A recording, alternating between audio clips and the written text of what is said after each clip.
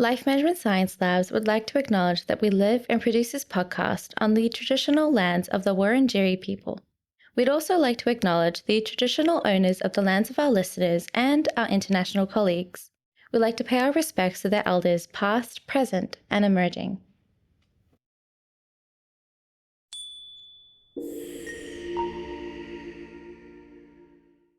Hey everyone, and welcome to All Together, the Family Science Insights podcast, produced by LMSL, the Life Management Science Labs. We are champions of life management science, providing structured insights informed by science and inspired by practice on key aspects of conscious living.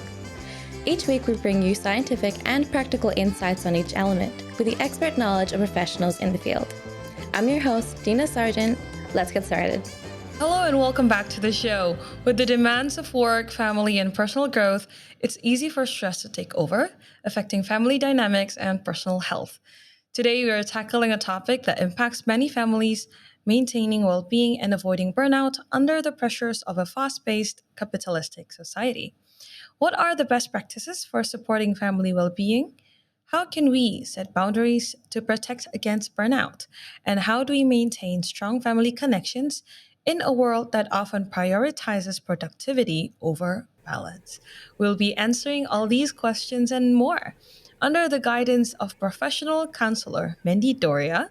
She's also a yoga teacher and assistant professor of psychiatry, currently practicing at the University of Colorado Anschutz Medical Campus near Denver. Hi, Mandy. A very warm welcome to our show and Happy New Year.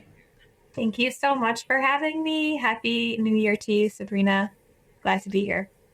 Glad to be here. Thank you for coming. And before diving into today's discussion, why don't you tell us a little bit more about your background and what sparked your interest in psychiatry?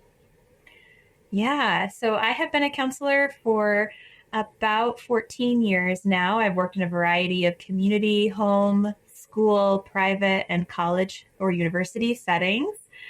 And my current role at the University of Colorado allows me to work as a therapist with individuals who are struggling with complex trauma and grief.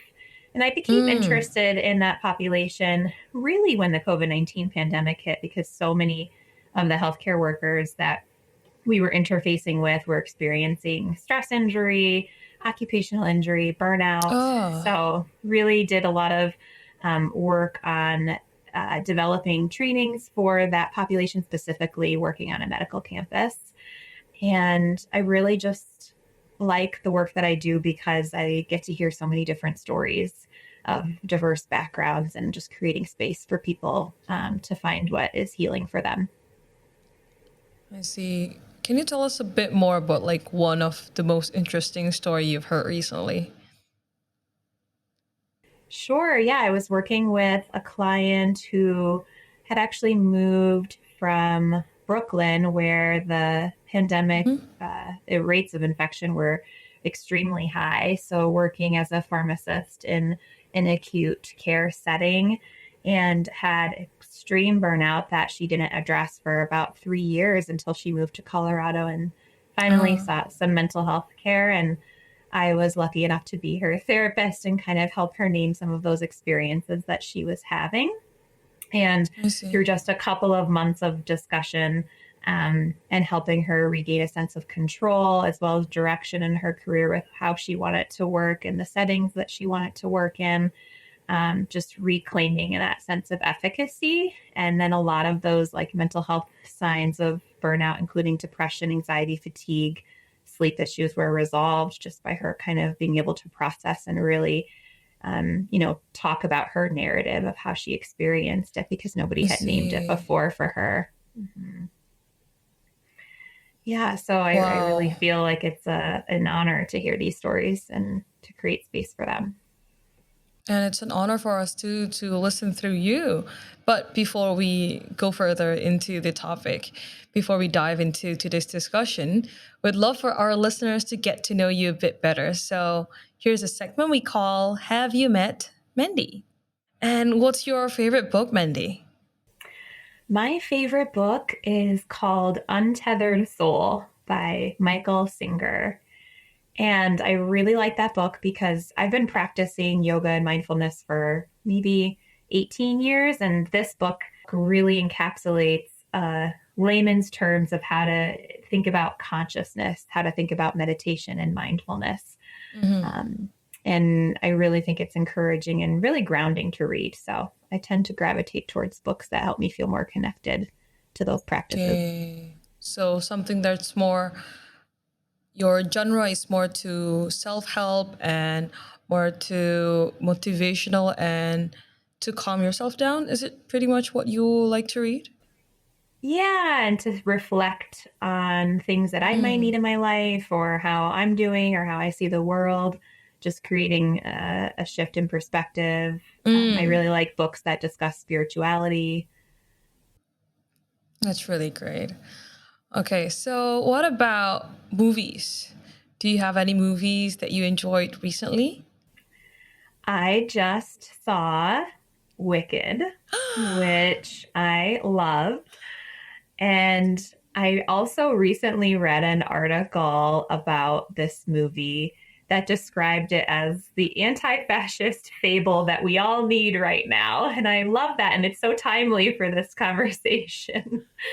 Alphaba's character it's just so good. Rejecting that, really rejecting people who are rejecting otherness and not, refusing to be silenced in the controlling government.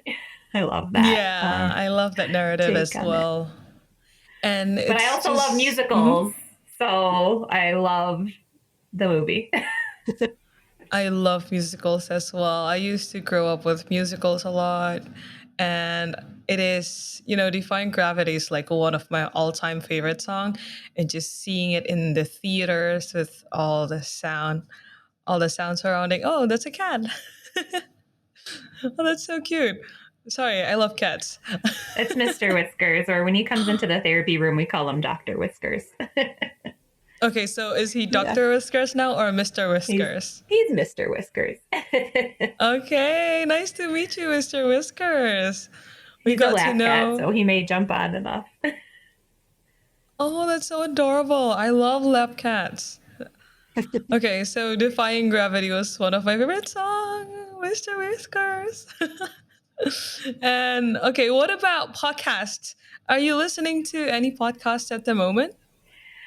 Yeah, I really like Glennon Doyle's podcast. It's called We Can Do Hard Things. And I like her podcast because she often brings on people within her own social network, like her sister or her partner, Abby, but also brings on guests a lot to talk about really interesting topics. And I think going against the grain and really challenging, ideas of perfectionism and this drive that we're always trying to establish, which again is related to today's topic. So I think there's a common theme here I'm seeing. That's all right. That's all good. And okay, do you have a role model? Yes. Currently, I've gone through a lot of role models in my life. When I was younger, I really looked up to Rosa Parks, just again, standing up and resisting, systems of oppression. I see. I currently follow and really look up to Bisan Auda, otherwise known as Wizard Bisan on her Instagram handle. She's a Palestinian journalist, filmmaker, and activist. Amazing. And I love how she captures these, stories of real human suffering and atrocities of what's happening in Gaza, while also embracing the joy of her people and sharing the stories of their culture. That's amazing work, and that's hard work, which is not an easy feat to do. Yeah. Okay, so one more question, which is there a course that has inspired you?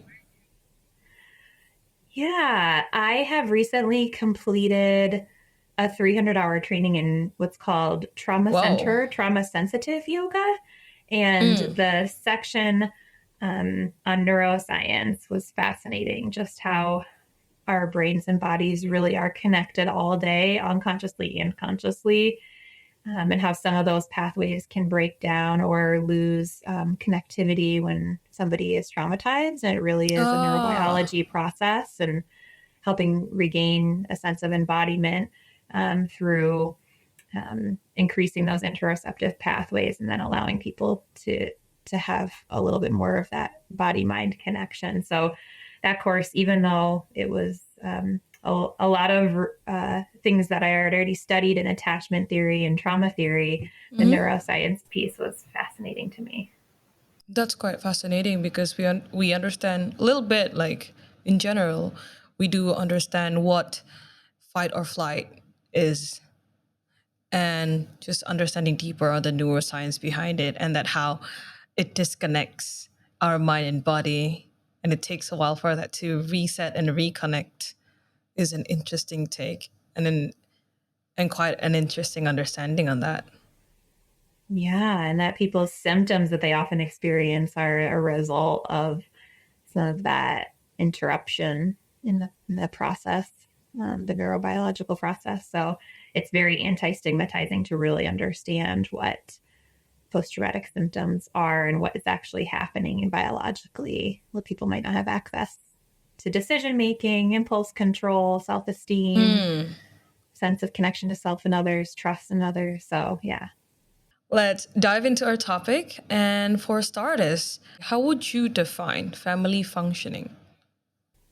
Yeah, I would define family functioning as a collection of patterns, roles, dynamics, interactions that we all experience day to day, whether that's in our homes, our communities, or even our social networks.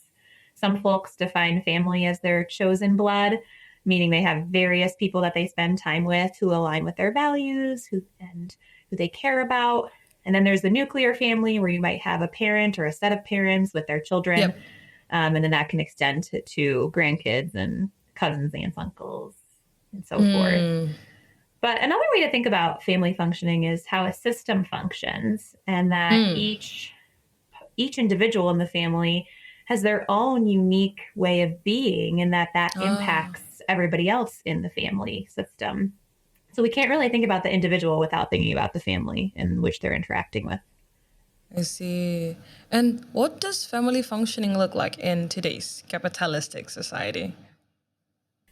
Well, I think we need our families and our community networks now more than ever, especially with the rise of capitalism, and really that can divide families and people's beliefs and agendas. And so in order to benefit, systems or people in power. So I think that it's a relevant theme to discuss in terms of how our families are impacted by capitalism, and also how some may experience oppression and marginalization based on their identity or role in the family or in a bigger neighborhood, right? Thinking about your extended community.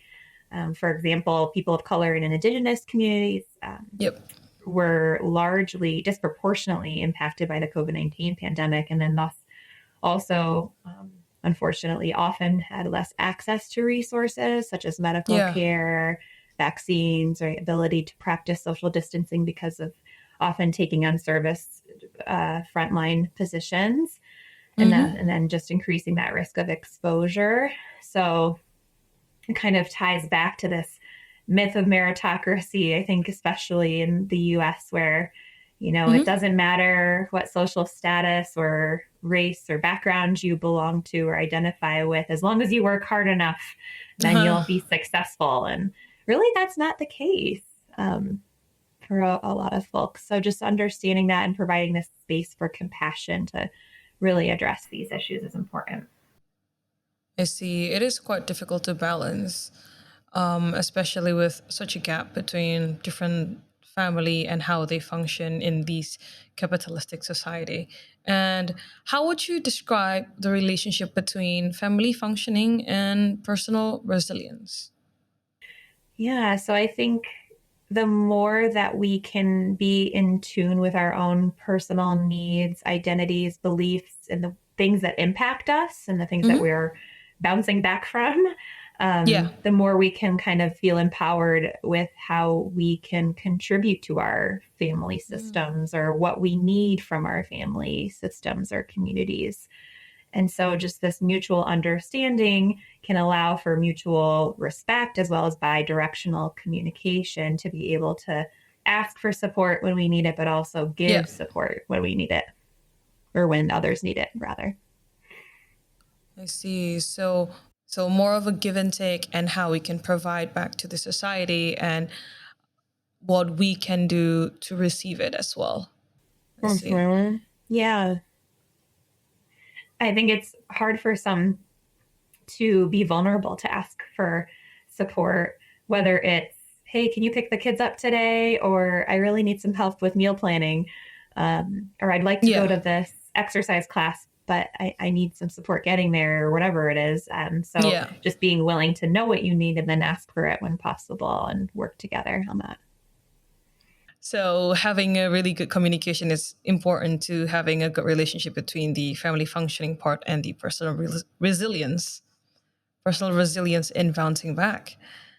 And I'd like to ask regarding, in what ways do you believe the pressures of a capitalistic society impact family functioning and individual well-being?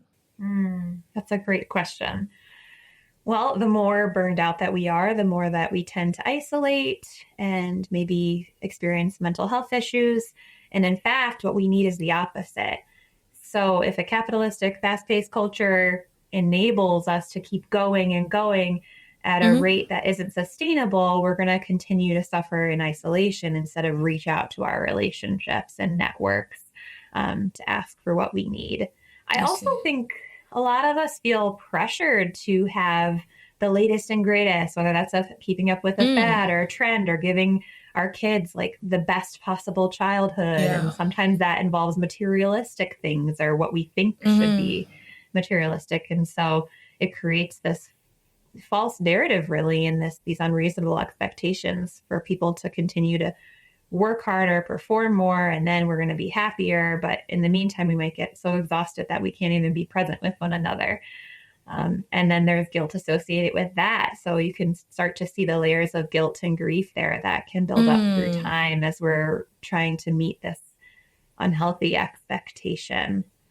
And the more that guilt is enabled, I think the less people feel comfortable really taking time for themselves or for their families, or drawing limits and boundaries with other people or with their workplace. And I see.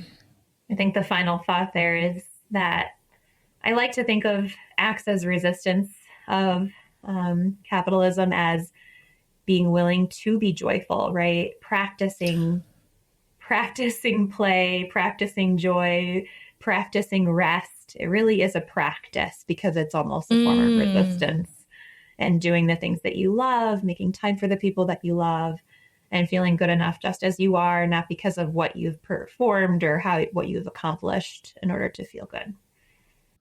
Yeah, because I do feel like as we progress as a society more and more into this capitalistic world, I feel like there is more of a push to the productivity side, that we have to be more and more productive, and rest is seen as something that's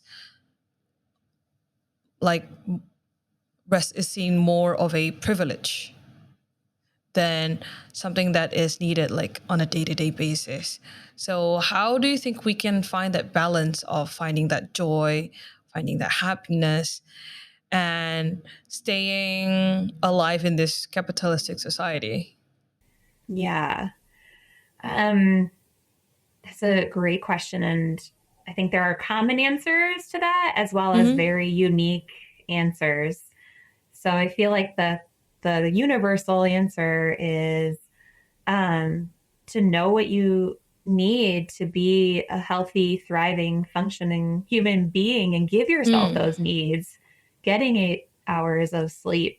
Some people need a little less, some people need a little more. So knowing that about yourself, right? And giving yourself permission to get good sleep, and figuring out what's getting in the way of that.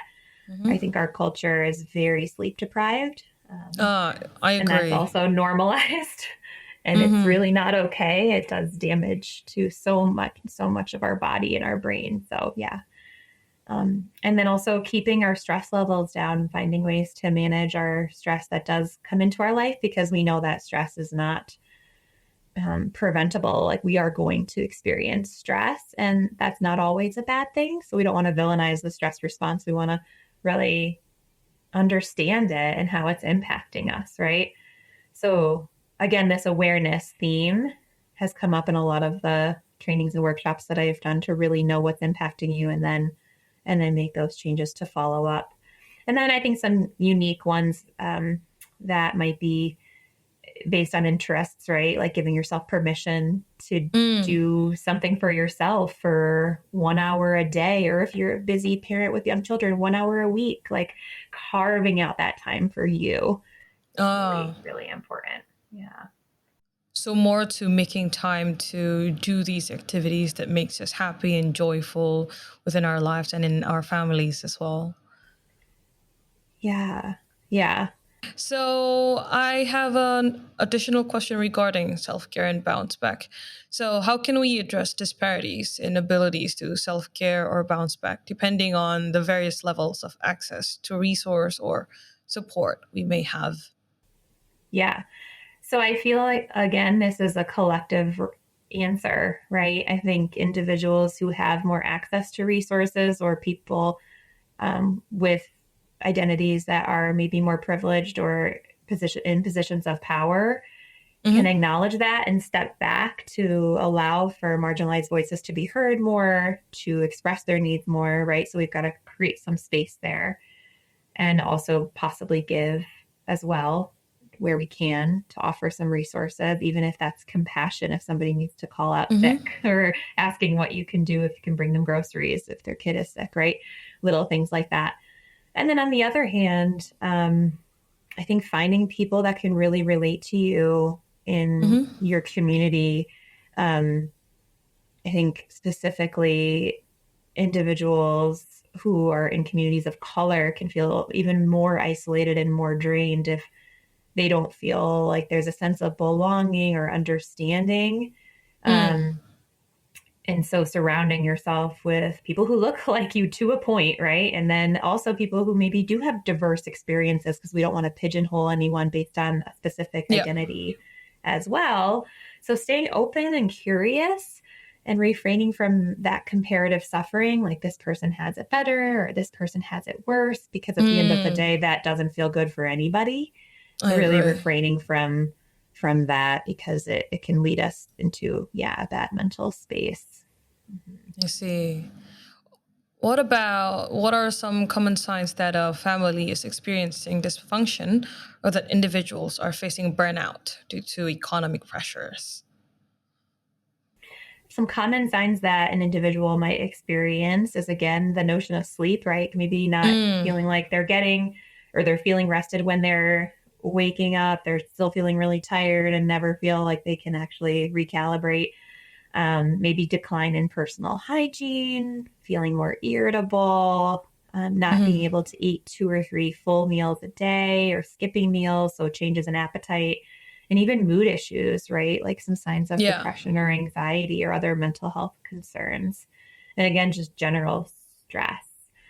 Usually the people around us know what that looks like. So I encourage folks typically to ask, what does it look like when I'm starting to feel stressed or on edge, or, reacting to stress in an unhealthy way? And usually our partners or our kids or our parents can tell us, like, oh, it looks like this. So again, gaining that awareness. On a family level, I think common signs that a family could be experiencing dysfunction might be having more and more conflict, ongoing arguing without feeling like you can resolve that, even some shaming or blaming, lashing out, even spending less quality time with one another, or feeling like there's not enough time together, and just generally not feeling connected. I mean, we would hope that when we can go home, that home is a safe place, that home is a place where we can, right, put down all the pressures as well. And often for many, that's not the case. So what are the drivers behind that? And what are the patterns and routines that are behind that are not in place, right? I think if you can't really speak to what's on your family members' minds, that's also a sign that Yeah. maybe there's a lack of connection, like what their goals or hopes are, what they're struggling with. Like you want to be able to know those things. So if you're not sure how to answer that, ask, right? I agree. Um, yeah. And then when there's not enough capacity, right, to practice self-care, just when someone's trying to make ends meet to keep a roof over their head or Yes. work towards the next promotion to continue to add more materialistic things to their lives because they've created this lifestyle that they need to kind of uphold and make better and continue. It just becomes this never ending cycle. So really, I think slowing down and stepping back and like taking things off of the to-do list or off of the calendar is a way to kind of combat some of that. But if you have such a full calendar and people's needs aren't being met, that also might be another sign. I have another sign is usually that there's like a problem person in the family, and we'll talk about that in a little bit. I can a little bit more later. Yeah. Before we go into that topic, I'd like to ask you regarding like personally, how do you find that stress? How do we notice ourselves when we are stressed? Because sometimes we don't even have the capacity to talk to other people. So maybe something that we can do to practice in ourselves and check. Yeah, I love that. So I think the first thing is asking, like, how am I feeling in my body right now? And if there's chronic tension due to a variety of possible reasons, stress all the way to a medical diagnosis or something, sometimes it's hard to notice where people are holding chronic tension. But if you give yourself more of a permission to ask, like, how am I feeling today in my shoulders and my neck and my back? Like usually our bodies will tell us how we're doing. Yeah. And being a little sick with the stomach flu recently, I was in a yoga shape right before we logged on, and I could just feel all of the tension in my upper back and shoulders from being hunched over on the couch, you know? So I could feel that catching up to me in my body. That's a really good reminder for me too. And also how we're breathing, right? Like, where am I holding my breath? Like, what is my breath doing right now? And we can do this when we're getting in and out of the car or on the train or, you know, in transitions before meetings, just kind of noticing and checking in, asking, how am I doing? Yeah. I agree. And what can families do to improve their overall functioning and support each other amidst economic stress and burnout? So I have 3 different categories or areas we can think about this. Okay. I think the first is budgeting time. So I talked about the full calendar, and it's like, Yep. What's on our calendar? What are the must-dos? What are the things that we can take off if possible? How does everyone feel about this week's calendar, right? And maybe there are some rituals that we can create where we don't have to think as hard. And so that when dinner time comes, or when getting ready for bed comes, or when, you know, morning comes, we know what to expect. And so it's less stress to kind of have to plan these things. I think rituals to connect as well, whether that's dinner time or family movie nights on a Friday, are important to budget time together, as well as allowing family members to step away and budget time for themselves. So holding space for both of those things, and maybe spending alone time with somebody that you know specifically is struggling could be helpful. The second area is energy management, right? So Brené Brown, who's a social science researcher at the University of Texas, talks about the 50-50 myth, where we talk about relationships. And when we think about a couple, for example, we say, I give 50, you give 50, or even a friendship, right? I give 50, you give 50. That's actually never quite true, because we're all dealing with different things throughout the day, throughout the week, that we might be carrying with us. And so how we show up in these relationships is directly influenced by what we're experiencing personally. And so some days I might come home after a pretty hard day at work, and I might only be able to give 30, right? And asking my partner, hey, where are you at? Oh, I'm like 60%. Okay, that's 90%. So what are we going to do to make up for that 10%? And it's not like you have to do anything. Maybe it's giving each other grace, talking nicely to each other, not using any me words, having a good meal. And so keeping it very basic when you know that there's Yes. multiple family members that are losing capacity. And Brene Brown calls this the family gap plan, which I kind of really like that as a notion to have I like that that in place. idea. It's really good. Yeah. So that's the second area.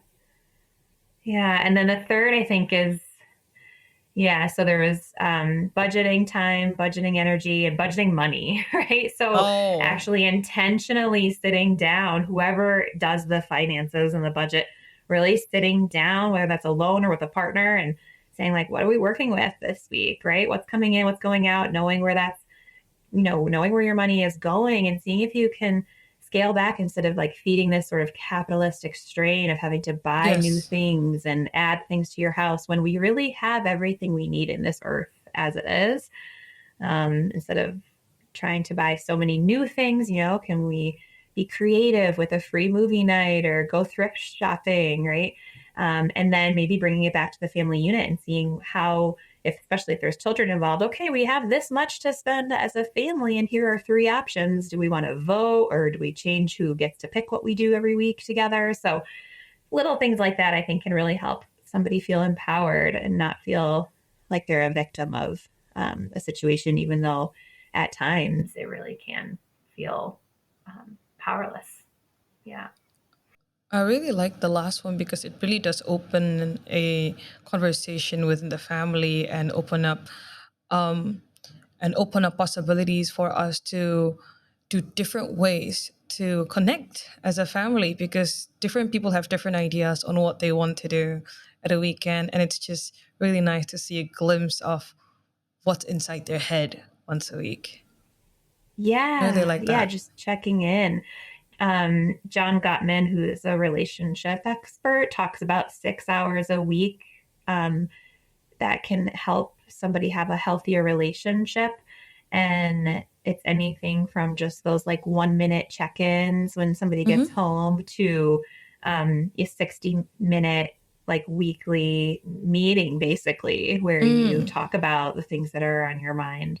So yeah, I think that time to set aside and putting that on the calendar can be just as valuable as a social plan, if not more. And then I think the last piece here is remembering that we're human, and no human can give 100% of themselves to 100% of the people in their lives 100% of the time. And so I agree. we have this role management exercise that we do in some of our workshops where we have people list their roles, what they're giving, what they're getting, and where they feel like they're falling short, how they can give themselves Hmm. like some grace with that, with some communication as well. And Hmm. um, being your own barometer for what you can give on any particular day, and trying to focus on the things that are most important to you and your family to feel a sense of control in that. I agree. So budgeting time, energy, and money. That's really good. That's a really good one. And in what ways can individuals better balance work and family responsibilities to prevent burnout and maintain healthy family relationships? Yeah. So if we're thinking about the individual, a Hmm. really good question is, how much do I want to work versus how Mm, much do I have to work, or how much do I need to work, right, to pay the bills? agree. And kind of noticing the discomfort or the answers that come up with that, and just being transparent with your family about how you feel about that, right? Sometimes Mm, just even okay. naming, I wish I didn't have to work so much, I'd rather be here, can actually Hmm. improve those connections. Um, and then it allows like more of a transparency and a normalcy for families to talk about these things with each other, right? Checking in Mm, more regularly with each other about somebody's capacity level at work and at home. Again, what's on their mind and what they might be struggling with. And so as an individual, we can be vulnerable and actually share and put more pebbles in the jar that helps us have that trust with somebody. Um, I I like think, that analogy. Putting pebbles in yeah, a jar. That sounds great. yeah, yeah, but trust takes time. So these skills don't happen overnight. And just sharing a little bit more about how you're really doing with somebody you trust is very Hmm. valuable for the individual to reduce burnout. In fact, at work, I think they've we've talked about how one protective factor from burnout at work is having at least one person who really knows what's going on or how you're really doing, so that you don't feel like you have to just like put on a face the whole day. Just having at least one person at work that you can talk to about what's really happening. I agree. Because having a really good work balance and, sorry, so having a really good work colleague and have a good relationship within that environment is really helpful for you to maintain a happy lifestyle as well. I do agree in that. And what role does effective communication play in maintaining family well-being, and how can families improve their communication skills? Yeah, I feel like we've been talking about communication this whole time, right? Yeah, we Awareness have. and then communication, right? So letting someone know, like, what are your signs that you're headed towards burnout? Can you mitigate that along the way so that maybe they can help you with some of that, or vice versa? You could help them with some of that to mitigate and create more capacity where it's needed. I think the first thing we want to do is blame someone or be angry when we're feeling upset about someone. So really trying to refrain from, again, Doing that that. dynamic and that disrespectful communication, because that's very common. I think we're all privy to that.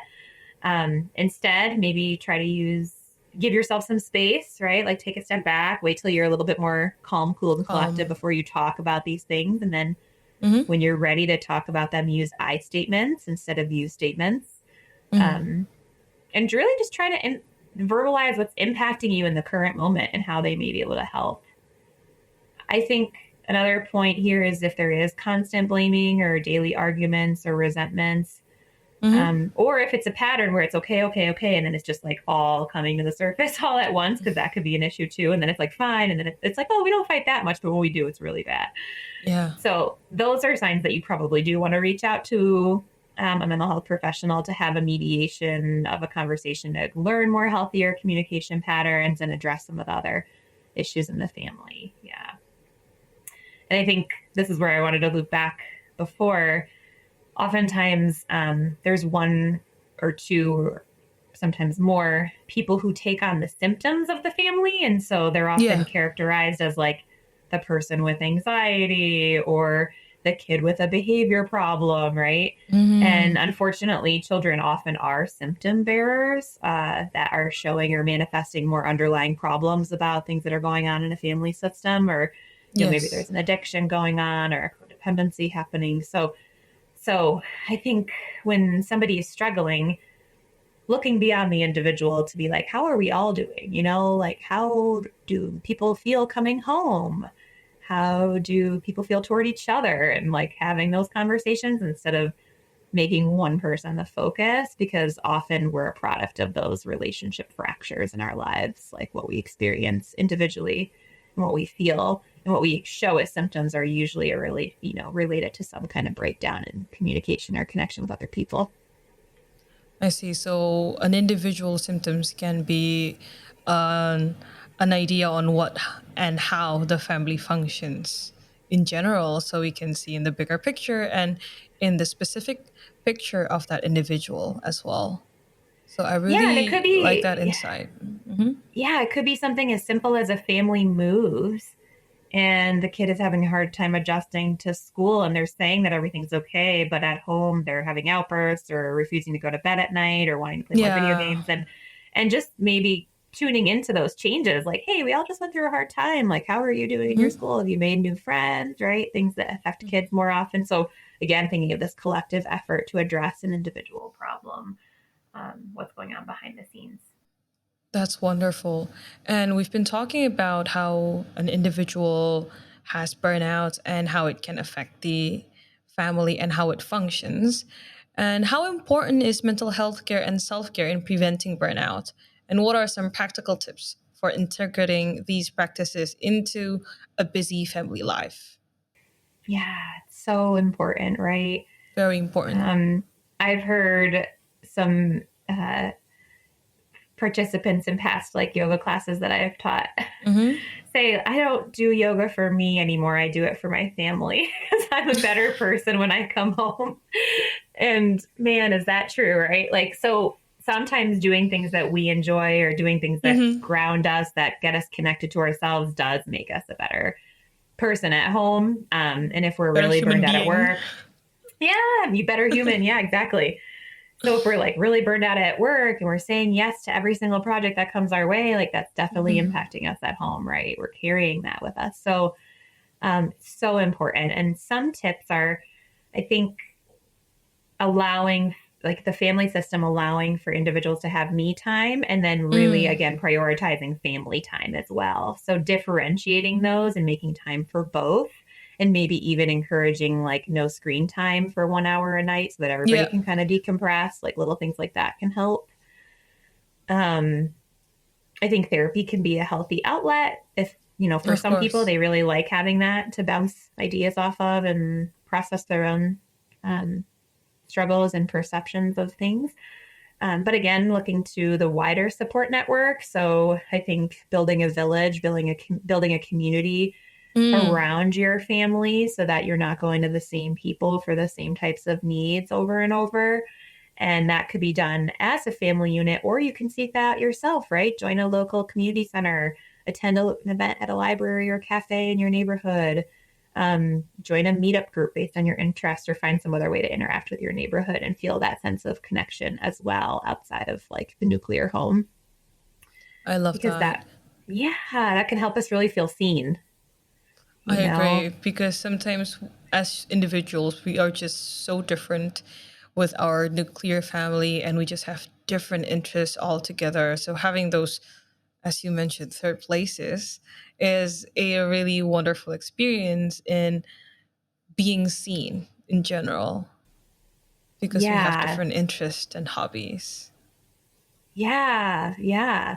And third places, which are places outside of school or work that we can feel a sense of connection, really is building social capita. Like this is a very important thing that we can do under the surface. It's not as overt as like self-care rituals or, saying no to a work project, but spending time in these places really does help us lean into these natural supports. And I think building this social capita is really reversing the strain of capitalism and feels like a longer term solution to this collective burnout that we all feel.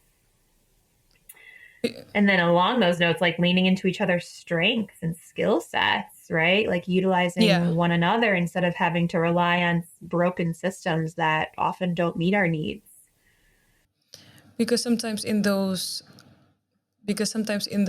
areas as well, in those third places as well, is where we can like further polish our strengths and further find out what our weaknesses are, instead of, sometimes in our families being told what our weaknesses are seen as something that is offensive or something that's attacking us personally, because we are just too close in that area, the nuclear family. And when we go out and we go meet our friends or meet our communities, when they talk about that, it's seen as something that's constructive, especially for adolescents or teenagers that are going through puberty. Yeah. And I'd encourage parents and siblings and whoever you live with to really ask about what are you interested in and how was that meetup group, and really affirming those individual needs, because that will enhance the relationship ultimately. I think a lot of families and even parents can be afraid if like they feel like, that they're losing their kid to something. Yeah, they feel distant with their kids. But there's a way to connect through that, right? There's a way to share that. I agree. There's a way to bridge into that teenage life and adolescence, because that's where the hardships usually come in within a family function. And I agree with that, because just connecting and just simply asking of what you like and how do you enjoy these types of communities opens up the conversation, and it closes the gap between that adolescent and the parents and the siblings. I really enjoy that.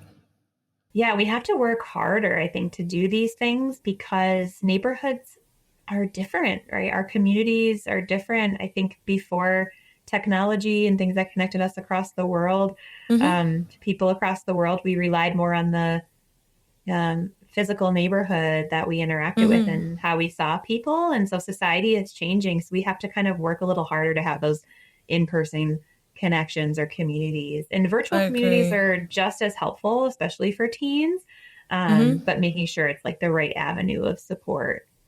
That's true, especially after COVID-19, right?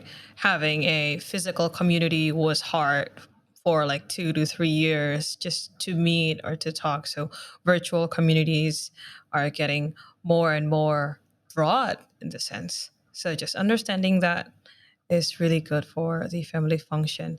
And how can extended family, friends, and community resources contribute to a family's resilience and well being in a capitalistic environment? That's a great leeway question. We were just kind of talking about that, right? Like this Yeah. reciprocal support of creating spaces or being in spaces that are outside of the physical home to Mm-hmm. help people get through difficult times or even just help people be themselves, right? Mm-hmm. So I think that third space idea, it really can contribute to overall resilience and well-being, both at the individual and the collective or family level. Mm-hmm. There's this phrase that I've been reading a lot about more lately called mutual aid. And so, Yeah. mutual aid is just like this process of finding people that can share their skills and talents and resources and offering what you can share and growing a garden and giving the herbs that you grow in abundance to your friends or family Yeah. members, like things like that, and exchanging books or um, going thrift store shopping together, right? Like helping a nonprofit out by buying their clothes, like things like that can really grow a sense of resilience and kind of again refrain from this capitalism of having to work, to have to buy, to have to work more, to have to buy more. Yeah. So it's more to living in these little moments of going to the grocery store together, just being present in the presence of each other and making cakes or just cooking together or just simply sitting together in a table. Maybe sometimes doing our own things, maybe sometimes we talk to each other. And that really create a sense of community, a sense of family function. Have you ever heard of the phrase hygge? It's spelled What is that? Hyggge. It's a Danish practice. So in Hyggge, hookah. Hyggge. And it's the art of coziness. So it's all Ah, about getting, because, Denmark has long, dark days or cold, dark winters. And it's all about getting cozy inside, lighting candles or having a fire on with cozy socks and drinking tea and putting away your phones. And like you said, making a dinner together with friends or just sitting and talking or reading a book. You could do this mhm. alone or with other people. And so I'm always about that ambiance of the environment too, to feel that sense of like connection and grounding. Um, yeah. So I love that. I love that concept. I always try to talk about it whenever I can. Yeah, because I've never heard of fuga, which is an art of being cozy because we just usually think we just like snuggle up and feel cozy and just sleep. Sorry. We just snuggle up and feel cozy when we sleep, not like not have it like an art. And that's quite an interesting take. Yeah. And then it goes back to that idea of like resting as a form of resistance to capitalism too, and resisting the need to keep going and finishing the task list to feel good enough to then be able to relax. Like, no, you can maybe, everything's not an emergency. We can rest now. And it's Yeah. okay to do that. I agree with that because I'm someone who really enjoys my sleep, really enjoys my rest. And some people around me is like, how are you so calm? How are you so restful all the time? Because I just think nothing is too serious. We can just rest, guys. That is a skill. At least in the US, I think it is at times. Yeah, I didn't know that it was a So, skill at the yep. time because a lot of my friends actually questioned that. And okay, so what long term solutions or policy changes do you believe are necessary to support family well being and reduce burnout in our society? This is such a good question. And I thought a lot about this. And I think I am in a privileged position working at a university who has a really, really great system of leave. And I want to advocate that for every organization. And even as a federal mandate to have 20 days of PTO, some people only get a week or two off a year. And that's just not enough time away from work. And that grind to be able to really decompress and let our nervous systems recalibrate and downregulate and have time away from this like ongoing strain.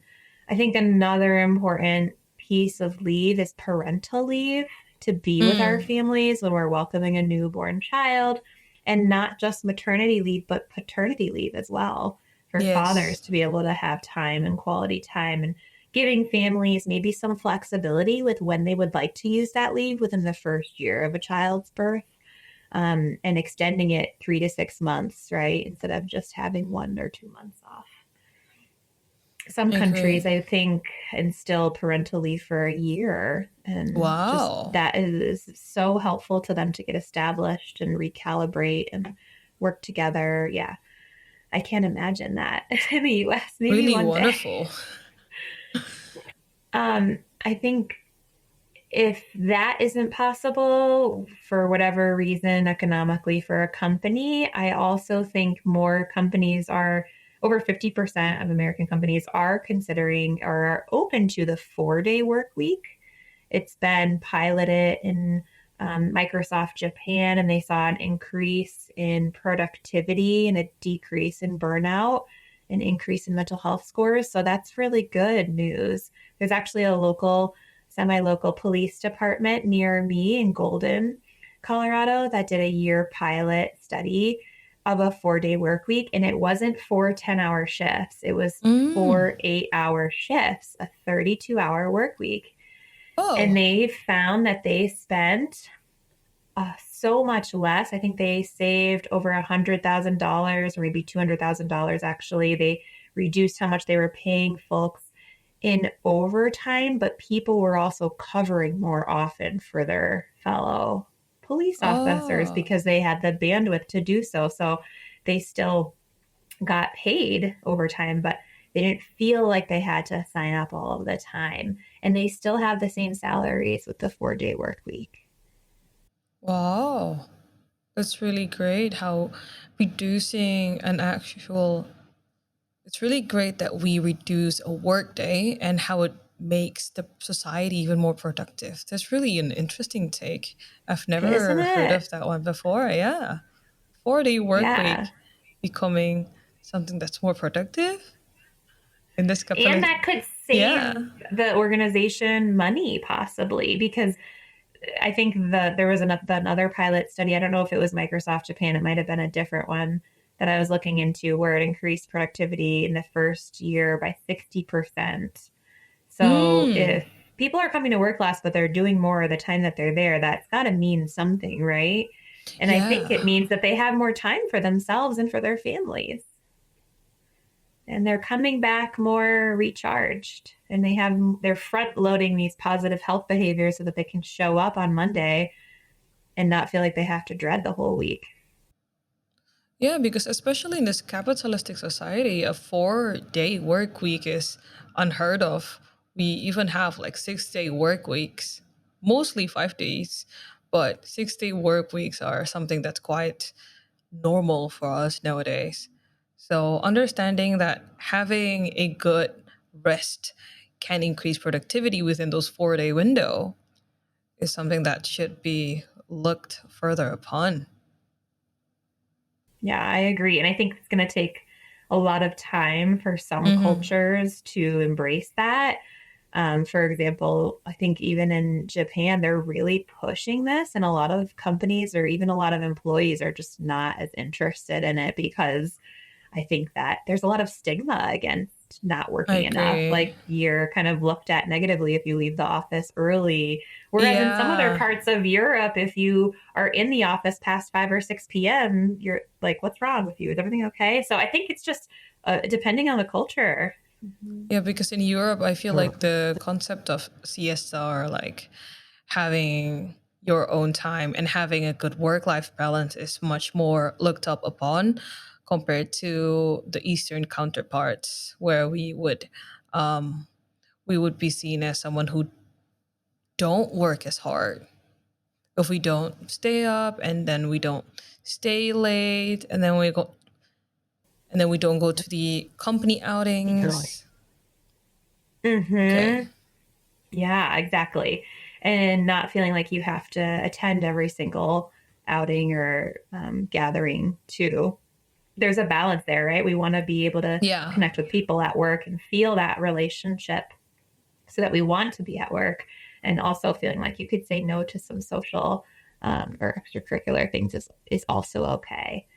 And if that feels too far fetched, right? The 4-day work week. I mean, hey, if you're out there and you're hearing this, absolutely, if you can implement it, I say do a pilot study and see how your productivity changes, even for a month or 3 months.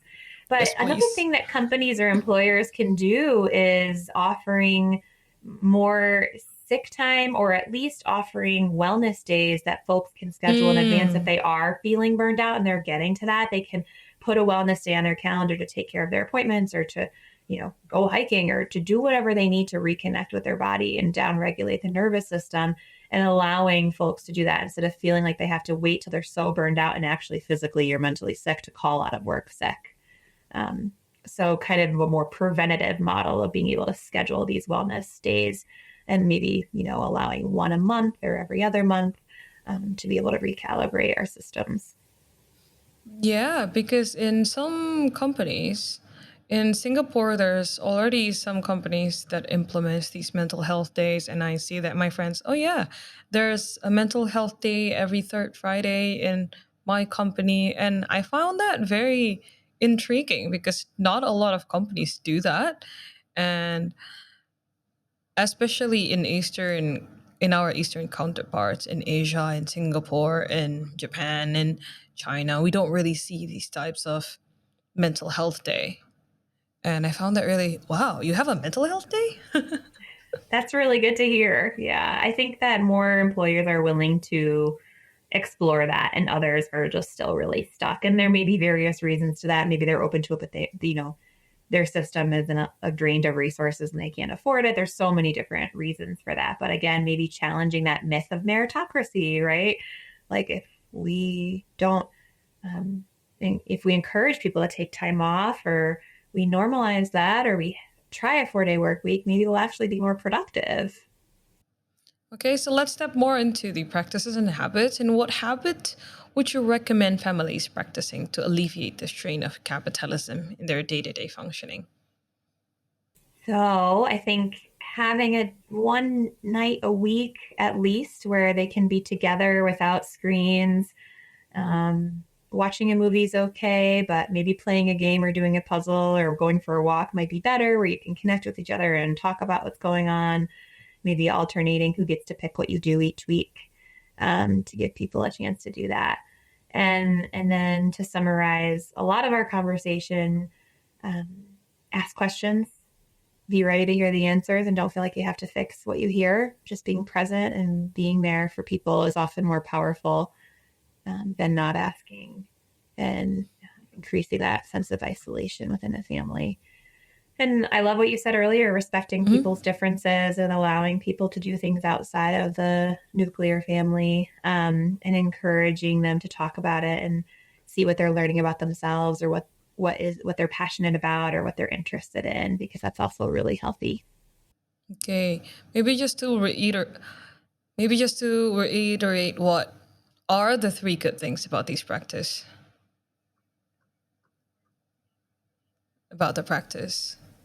about just giving someone the chance to pick a day, or just asking someone how their day is, just to reiterate it to our viewers.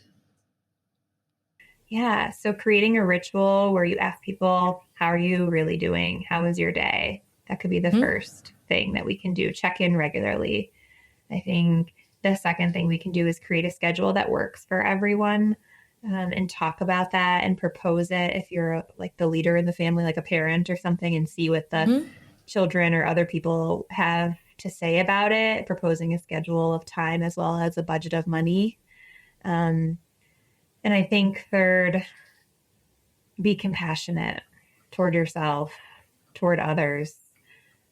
Everyone typically has something on their mind and they might not be sharing the whole thing. So giving people grace where they may be willing to. And that's not necessarily an action item, but it's something we can keep in mind and remember that compassion often opens doorways to communication, that we may be able to shut down less and seek support or give support more if we're holding that compassion. How often do you practice these practices? This is a good question. So ever since I started really doing these workshops, I've used the language a lot more with my colleagues on a pretty regular basis. If I'm feeling like we use the stress continuum model. It's actually a model that was originally used by the military and has been adapted in various settings for high-risk positions like fire, EMS, police, and we used it with healthcare workers in the COVID pandemic. And it's a great way to understand how stress builds. It's not just like I'm okay and then all of a sudden I have PTSD or something. It's a continuum. And so it's a spectrum. So my signs of stress typically are the same. I carry tension in my shoulders. I get headaches. I lash out at my partner a little bit more frequently. And so the work I've done around that is to apologize if I do something that I'm not proud of, right? And own that and be accountable to that and say what's really going on and what I'm really struggling with. And no one's perfect, right? We're going to have days where we're not okay. And I think that's okay. You always can come back to a conversation and make it right, or you start over and you try again. And tomorrow's always a new day as well.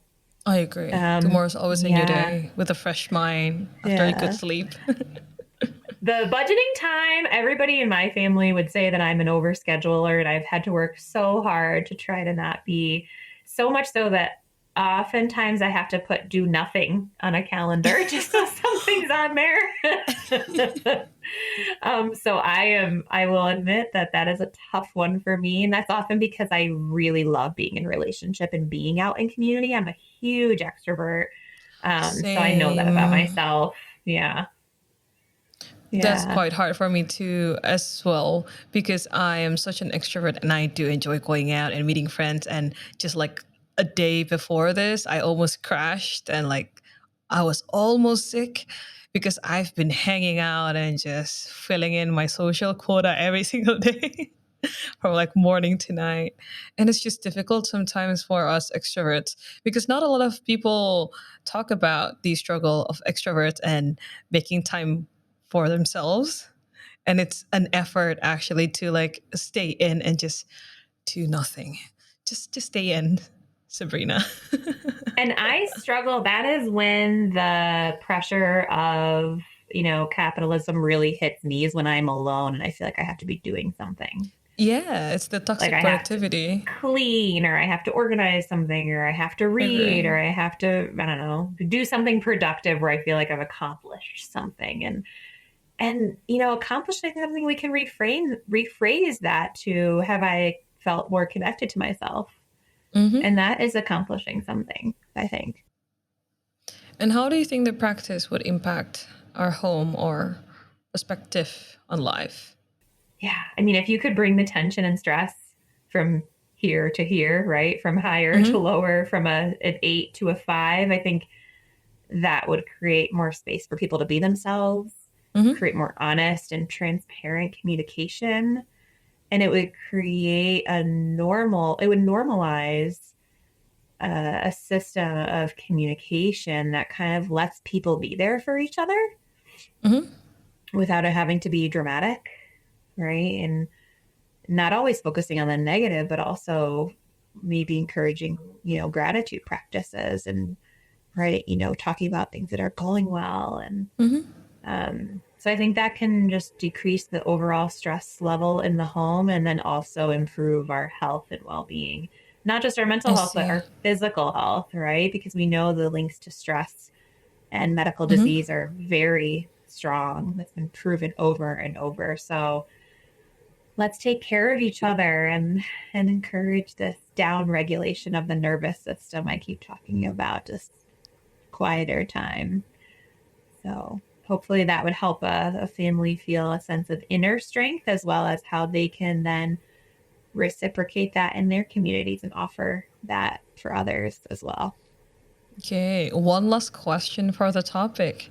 Based on your experience, do you have any other recommendations of practice to be combined or improve this particular practice?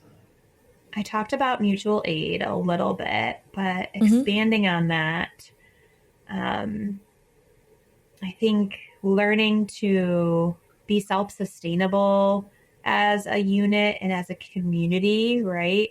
Find the Mm-hmm. people who are good at the things that they're good at. Yeah. How can we exchange talents and skills and feed Mm-hmm. off of each other?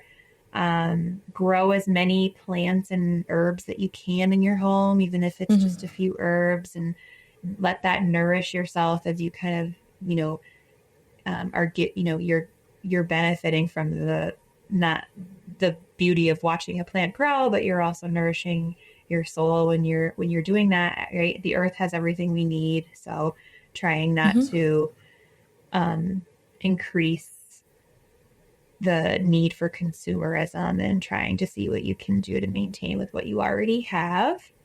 Mm-hmm. And then shop local. Try to avoid these larger companies. And I know it's hard to not shop on Amazon. I get it. And shopping local helps us feel more connected to our I communities and agree. maybe makes us question, do we really need this thing overnight shipped? Thinking of the Yeah. fossil fuels that it emits in the environment and the boxes that have to be recycled or the plastic that can't be recycled and all these things. So really feeling a sense of sustainability in our family and in our community, I think can help us feel more Yeah. resilient in the long term. I agree with that because sometimes the packaging is bigger than what's inside. Isn't that a great metaphor? And oftentimes, I mean, I think I read an article about how much was wasted on Black Friday, and like we keep Oof. 10% of the things that we buy on Black Friday. And that just makes me so angry because we spend so much money and it's just unnecessary. It's just not needed. And instead, spending time in a garden in your community or going to the local library or talking to your local barista and getting to know them, right? Those are the things that I Yeah. think are more nourishing. Just being more mindful in general. Thank you, Mandy. Now it's time for the open mic where you have the chance to talk about anything that you're passionate about that doesn't have to be related to the topic. It can be related to the topic, and the floor is yours. You can talk about anything you want. Thanks for allowing this time, Sabrina. I would love to talk about New Year's Eve that I just celebrated Mm-hmm. with my local community at our local brewery. It's called Fiction Beer Company, and they have been open for 10 years and recently announced Wow. about a month ago that they are closing their doors and trying to sell the business. So it's still up for debate whether it'll stay open or not. It depends on if they have a Mm. buyer. And and this is sort of relevant to the topic. The owners were so sad that they had to make this decision, but really made it for themselves so that they didn't have to work each of them have a Mm-hmm. full-time job, and then they also run the brewery, and that was just so much work, and they had less time with their kids who are getting older, so they decided to shift their values and spend more time at home, which I think is a good choice Mm. for them. But there's a lot of grief because they've built such great communities, including giving me the space for a board game night community that I The started in third April of space. 2022. Yeah. Oh, that's so long ago. It's So long 2025 ago. now. I moved to Denver from Scranton, PA, home of The Office. It's Mm-hmm. so fun to say that. About 7 months before the COVID-19 pandemic hit. And so I didn't really have a community here. And so a year and a half, 2 years go by, and I'm looking at my board games on the shelf and thinking, this is so sad. I don't have anybody to play these with anymore because I lost those friends. And so I just showed up at the brewery and they advertised for me and people showed up. And now those people are some of my best friends. And we've grown That's our so community fun. to about 30 people. And we really show up for each other outside of game night. When people have a baby, we've created a food train where we bring them meals and celebrate birthdays together or can lean on each other in tough times. So it's been really nice to establish that. And I think the cool part is when Fiction announced that they were closing, it wasn't a question of whether we were going to meet, it was where we were going to meet. And that just is a testament to how resilient I think this community is. They want to keep showing up for each other and playing board games, which is a great way to connect with other people. And so, that's the topic I wanted to share, is that our local brewery is closing. It's also where I met my future husband. We got engaged Congratulations. recently. Thank you. Oh my God. And so nice. We met because I was, I think, seeking that third place out, and I would go to Fiction once or twice a week after work, coming home, and he was there. And then when we met, he started being there more often to wait for me to come in. So we continue to meet and chat, and that was about 5 years ago now. That's really nice, because nowadays a lot of people, go to virtual online dating, and now it's just nice to see someone have that blossom naturally through these third places. It's meeting so in the nice. wild is tough sometimes, but it is. I think online dating has its pros and cons, and I know a lot of people who have met their partners there, and it's nice to be able to get out and be in your community, and that could also happen there. It is wonderful. Thank you for sharing, and thank you, Mandy, for joining us today. If our listeners want to find out more about you and what you do, where can they go? You can follow me on Instagram. My handle is Mandy Doria. And then I'm also on LinkedIn. Look me up under there. Yeah. I'll look for you there and look for you on Instagram. Any websites that you want to share, or any other places that you'd like people to find you? If you know of a healthcare worker or a public health worker, or you are one yourself, I run a virtual program for healthcare workers and called Collective Care for Communities. So the website is www.cc4c.co. It's mostly for those in Colorado due to state funding, but if registration allows, we can ask some other folks to attend as well. Okay, wonderful work, Mandy, and thank you everyone for tuning in, and we'll catch you in the next episode. See you. Thank you. Bye. You've been listening to All Together, the Family Science Insights podcast, produced by the Family Science Labs, a division of LMSL, the Life Management Science Labs. More episodes are available from 10 life management perspectives and can be found by searching LMSL on Apple Podcasts, Google Podcasts, Spotify, and other podcasting apps available on your devices. If you enjoyed this episode, please consider rating our show, sharing it, and subscribing to our channel, as it helps other people find it so that we can grow and bring you more quality resources. More of our work can be found on our website at fa.lmsl.net, where you can join our movement. I'm Dina Sargent. Thanks for tuning in.